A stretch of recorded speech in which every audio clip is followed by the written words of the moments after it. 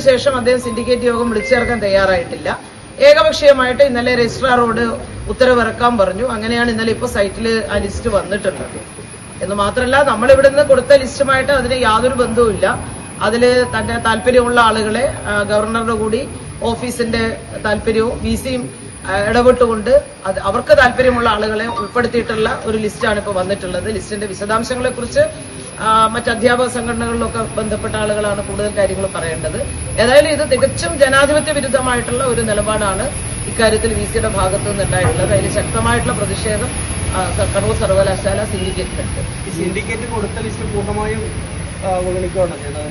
ഏതാണ്ട് പൂർണ്ണമായിട്ട്, ഞാൻ മുഴുവനും കൃത്യമായിട്ട് പരിശോധിച്ച് കഴിഞ്ഞു എന്ന് പറയാൻ കഴിയില്ല. പക്ഷെ ഏതാണ്ട് പൂർണ്ണമായിട്ട്, അതായത് ഇപ്പോൾ ചില പഠന വകുപ്പുകളിലെല്ലാം മറ്റാളുകളെ എടുക്കാനില്ലാത്തത് കൊണ്ട് ബയോടെക്നോളജി ഒക്കെ പോലുള്ള ചില വകുപ്പുകളിൽ നമ്മൾ പറഞ്ഞ ലിസ്റ്റിലുള്ളവരുണ്ടെന്ന് തോന്നുന്നു. പക്ഷെ മഹാഭൂരിപക്ഷം ആളുകളെയും മാറ്റിമറിക്കുന്ന ഒരു നിലപാടാണ്. പൊതുവിൽ നമുക്കറിയാം, സംഘപരിവാറിന്റെ താല്പര്യമുള്ള ആളുകളെയാണ് ഇവിടെ ഡീൻമാരായിട്ട് കണ്ണൂർ സർവകലാശാലയിൽ ക്വാളിഫൈഡ് ആയിട്ടുള്ള 10 വർഷത്തിലേറെ സർവീസുള്ള പ്രൊഫസർമാരായിട്ടുള്ള ആളുകൾ ഉള്ളപ്പോഴും അവരെ ഡീൻ തസ്തികയിലേക്ക് പരിഗണിക്കാതെ പുറമേ നിന്നുള്ള ആളുകളെ, സംഘപരിവാർ അനുകൂലികളായിട്ടുള്ള ആളുകളെ കൊണ്ടുവരിക എന്നുള്ള നിലപാടാണ് വിസി നേരത്തെ എടുത്തിട്ടുള്ളത്.